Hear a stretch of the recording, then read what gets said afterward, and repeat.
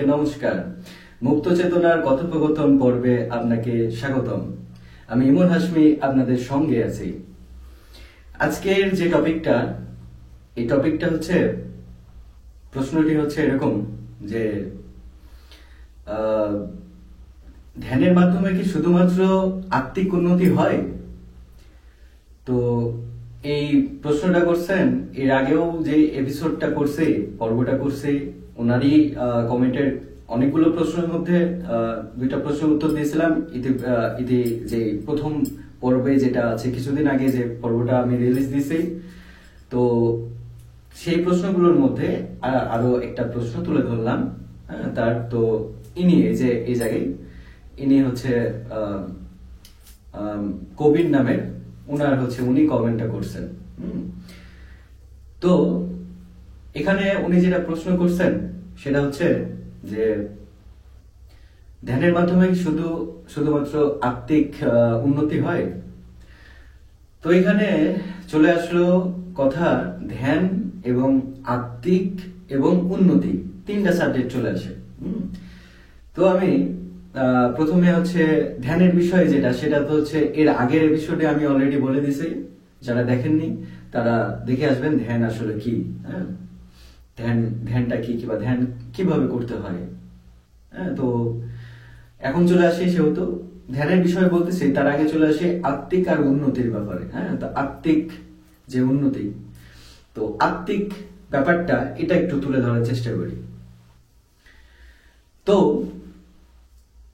এই যে মানুষ আমরা বলি সাধারণত, এই মানুষ নামটা কিন্তু আত্মার নাম।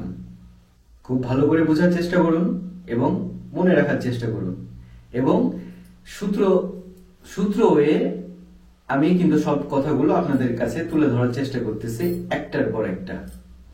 তাহলে আত্মা কি হলো? এই মানুষকে বলে হচ্ছে আত্মা।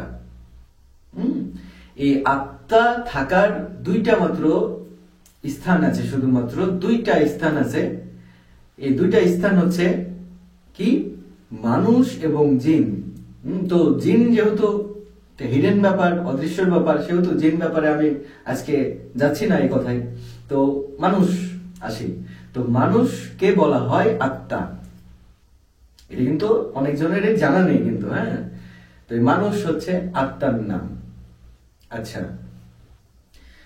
আর এই মানুষ এই আত্মাকে বহন করছে এই দেহ, এই বডিটা যেটা দেখতেছেন আমার, এই বডিটা কিন্তু মানুষ নয়।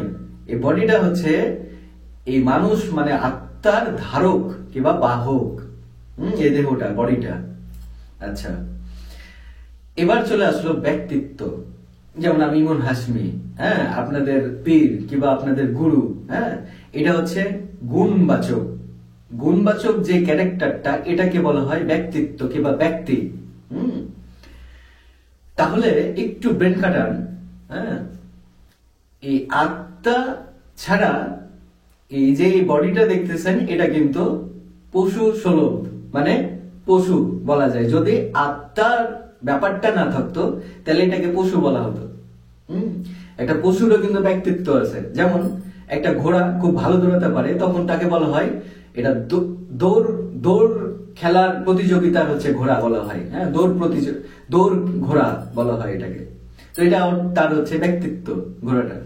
তো তার মানে এই যে আমরা যা করতেছি এটা হচ্ছে একটা ব্যক্তিত্ব। এটা একটা পশুরও আছে।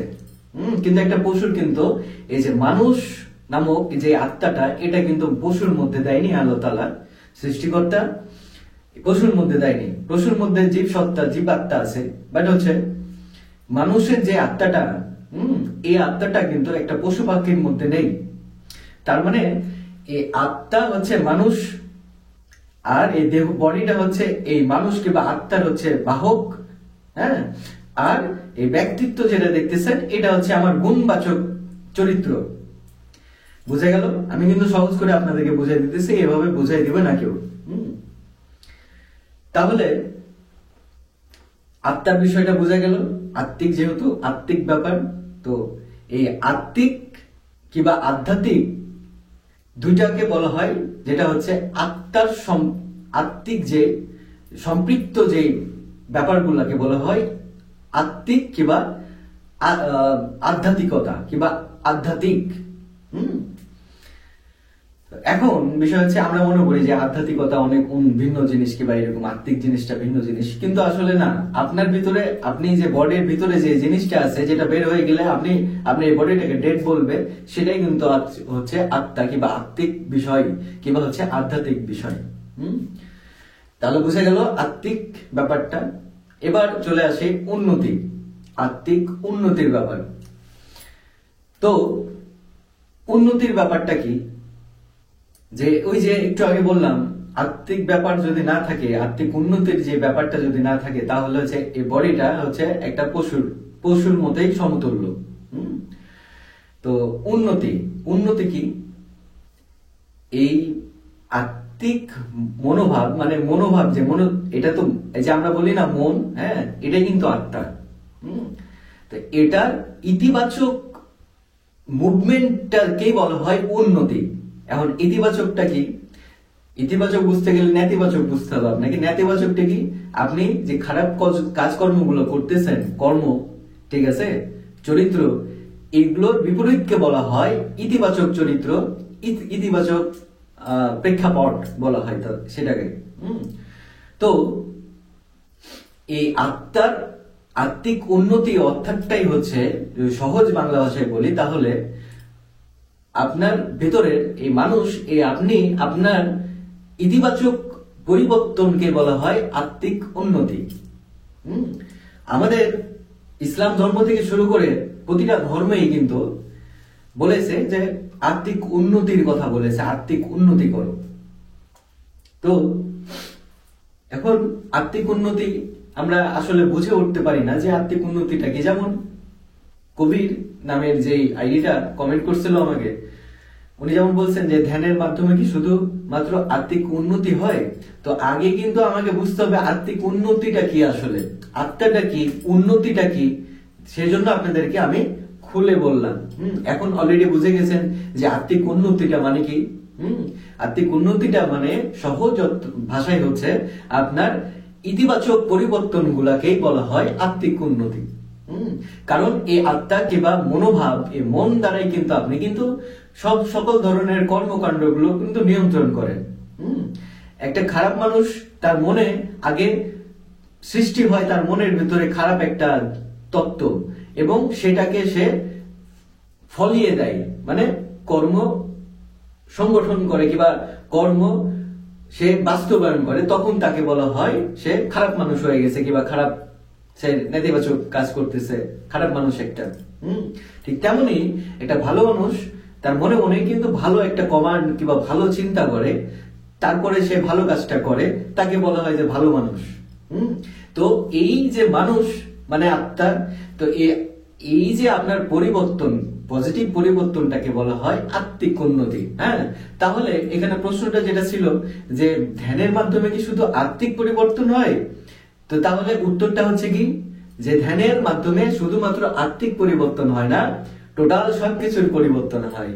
কারণ আপনার ভিতরে যখন ইতিবাচক পরিবর্তন গুলো হবে, তখন সেটা হচ্ছে কর্মে বাস্তবায়ন।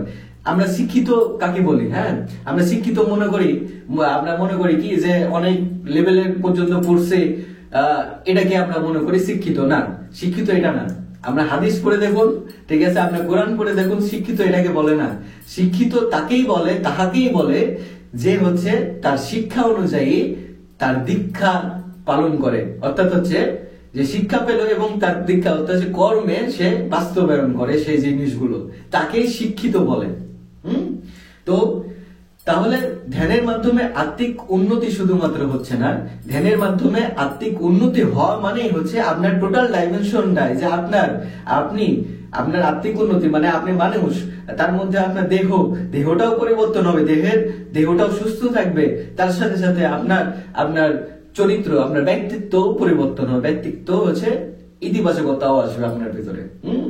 তাহলে ধ্যানের মাধ্যমে শুধুমাত্র আত্মিক উন্নতি হয় না, ধ্যানের মাধ্যমে আপনার টোটাল আপনি পরিবর্তন হয়ে যাবেন। হ্যাঁ, এই জন্য দেখা যাচ্ছে অনেক গুরুজনরা এবং হচ্ছে অনেক জায়গায় আছে, যেমন কন্টেম্প মেথডে বলছেন যে একটা কথা আছে যে নিজে বদলে যাও, পৃথিবী বদলে যাবে।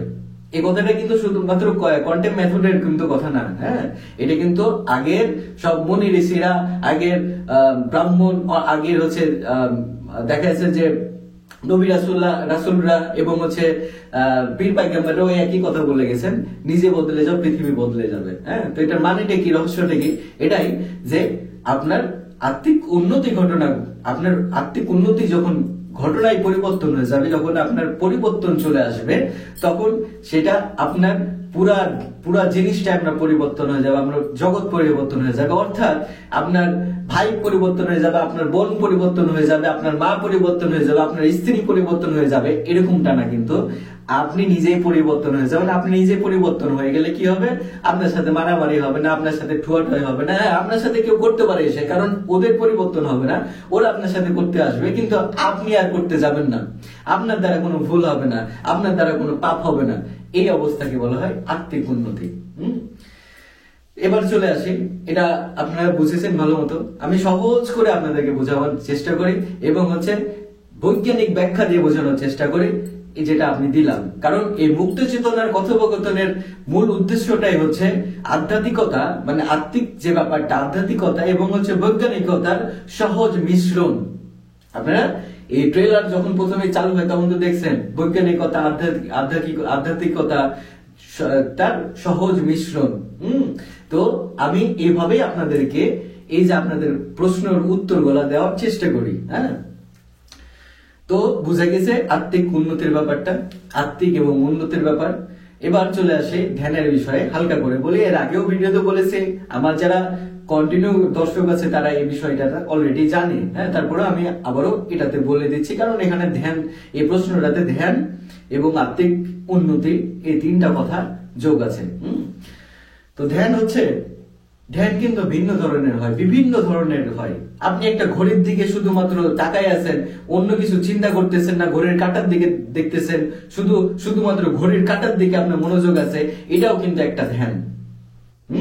বিলিভ মি, আসলে এটাই কিন্তু ধ্যান, এটাও একটা ধ্যান। হ্যাঁ, ঠিক তেমনি ব্রেথিং মেডিটেশন, এর আগের ভিডিওতে বলছি, ব্রেথিং মেডিটেশন মানে দম চর্চার যে মেডিটেশনটা, এটাও একটা হচ্ছে ধ্যান। ঠিক আছে, আপনি জিকির পাঠ করবেন, এটাও একটা ধ্যান। আল্লাহর ধ্যান করতেছেন, আল্লাহর সামনে বসে আছেন, আল্লাহর কাছে আর্তনাদ করতেছেন, আল্লাহর সামনে শুধুমাত্র এভাবে বসে আছেন, শুধু আল্লাহকে চিন্তা করতেছেন, এটাও একটা ধ্যান। তো ধ্যানের বিভিন্নতা আছে। হ্যাঁ, ধ্যানের বিভিন্ন মজেজা আছে, ধ্যানের বিভিন্ন ক্লাস আছে, ধ্যানের বিভিন্ন স্টেজ আছে। হ্যাঁ, কিন্তু মূল যোগটা যেটা, সেটা হচ্ছে কি, আপনাদেরকে একটু খুলে বলি সহজ করে।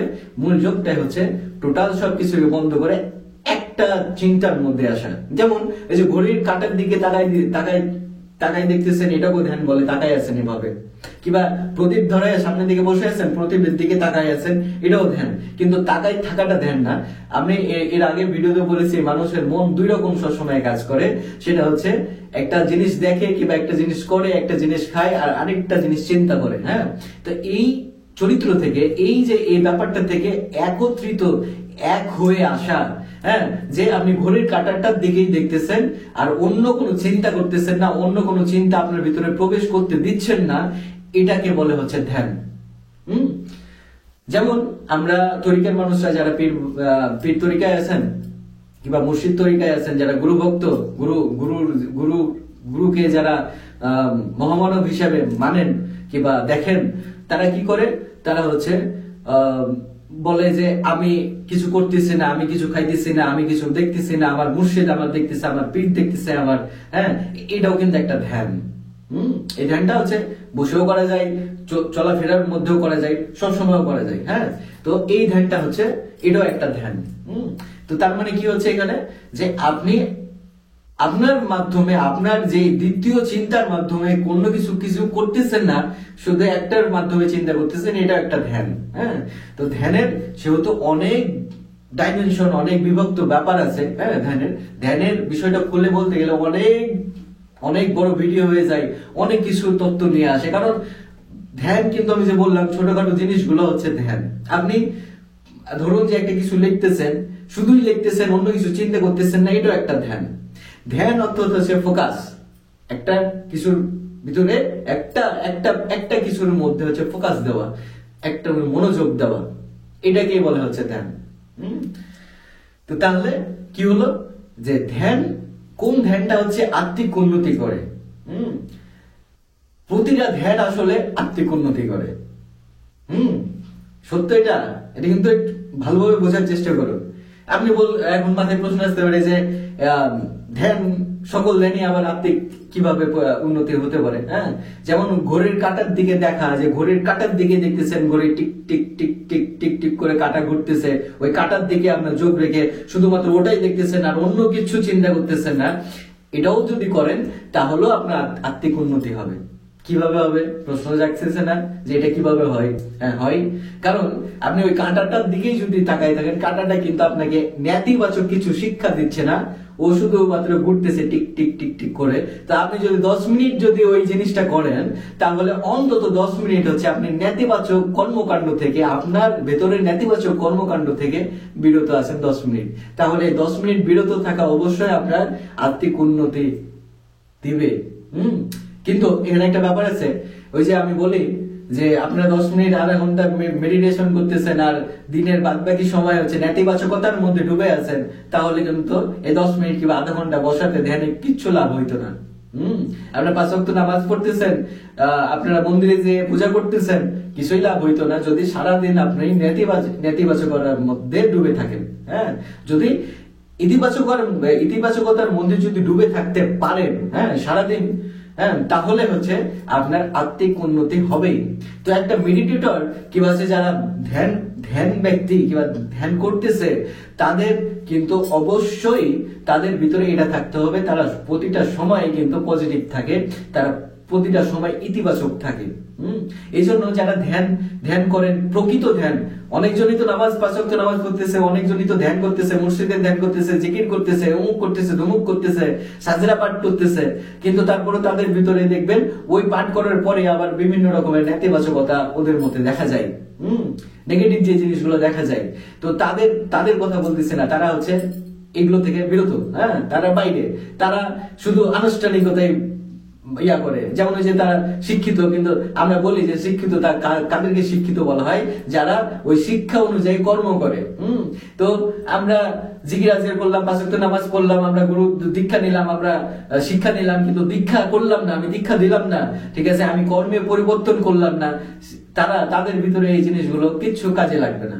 তাদের ধ্যানও কিছু কাজে লাগবে না, তাদের পূজাও কাজে লাগবে না, তাদের হচ্ছে মসজিদ নামাজও কোনো কাজে লাগবে না। এটা আমার কথা না, সত্য কথা বলতেছি, কুরআনের কথা, এটা বেদের কথা, এটা গীতার কথা, এটা বাইবেলের কথা, এটা তাবুর ইঞ্জিল সব কিছুর কথা। এটা আপনারা পড়ে দেখুন আপনাদের নিজের ভাষায়, এটা আমার কথা না কিন্তু।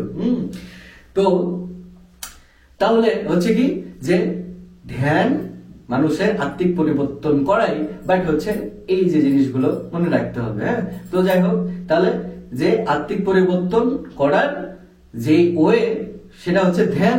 তো ধ্যান আত্মিক পরিবর্তন করে, আত্মিক উন্নতি করে, বাট হচ্ছে সেটার মধ্যে এই যে এই লেভেল গুলো আছে, এই গোপন গভীর যে লেভেল গুলো, এগুলো হচ্ছে উত্তীর্ণ হতে হয় ধীরে ধীরে। তাহলে কি হয়? তাহলে প্রশ্নটার উত্তরটা হচ্ছে কি যে ধ্যান শুধুমাত্র কি ধ্যানের মাধ্যমে কি শুধু আত্মিক উন্নতি হয়? তাহলে উত্তরটা হচ্ছে না। ধ্যানের মাধ্যমে শুধুমাত্র আত্মিক উন্নতি হয় না, ধ্যানের মাধ্যমে আত্মিক উন্নতি হলে, আত্মিক উন্নতি মানে হচ্ছে টোটাল ডাইমেনশনের উন্নতি। এই দেহটার উন্নতি, এই ব্যক্তিত্বের উন্নতি, ঠিক আছে, বুঝা গেছে? হ্যাঁ, তাহলে হচ্ছে উত্তরটা হচ্ছে না। হ্যাঁ, উত্তরটা হচ্ছে এরকম যে ধ্যানের মাধ্যমে শুধুমাত্র আত্মিক উন্নতি হয় না, ধ্যানের মাধ্যমে আত্মিক উন্নতি হলে এই জীবনটাই বদলে যায়, সেই মানুষটাই বদলে যায়, তার ব্যক্তিত্ব বদলে যায়।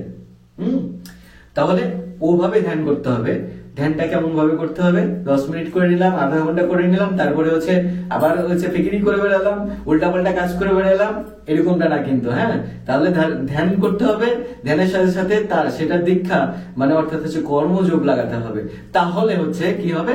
সেই ধ্যানটা সাকসেস হবে, সেই ধ্যানটা সম্পূর্ণ হবে, এবং তাকে তখন বলা হবে ধ্যানী মানুষ।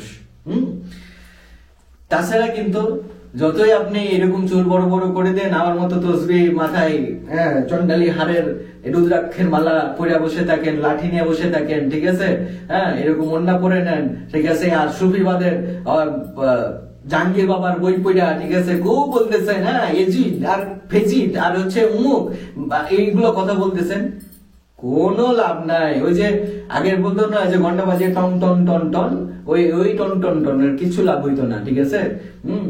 কি করতে হইতো? ব্যক্তিত্ব পরিবর্তন করতে হতো, আপনার আমার নিজের কর্ম পরিবর্তন করতে হতো। তাহলেই হচ্ছে তাকে বলা হয় ধ্যানী। তো যাই হোক, আশা করি সহজ করে বুঝাইতে পারছে। তো এরপরে আরো প্রশ্নের উত্তর আছে, উনারই প্রশ্ন আছে, আর যারা আরো প্রশ্ন মাথায় এসেছে তারা অবশ্যই এরকম সুন্দর সুন্দর প্রশ্নগুলো করে রাখবেন, যেন আমি এই যে মুক্ত চেতনার কথোপকথন পর্বগুলো পাঠগুলো আরো আমি বৃদ্ধি করতে পারি। আপনাদের প্রশ্ন দিয়ে কিন্তু আমি এই যে এপিসোড গুলো সাজাচ্ছি। তো সেহেতু আপনারা প্রশ্ন দেবেন, উত্তর আপনারা ভিডিওর মাধ্যমে পেয়ে যাবেন, আর এরকম তো আড্ডা হবে, আপনাদের সাথে গল্প হবেই। তো প্রশ্ন থেকে থাকলে অবশ্যই কমেন্ট বক্সে কমেন্টে জানাবেন।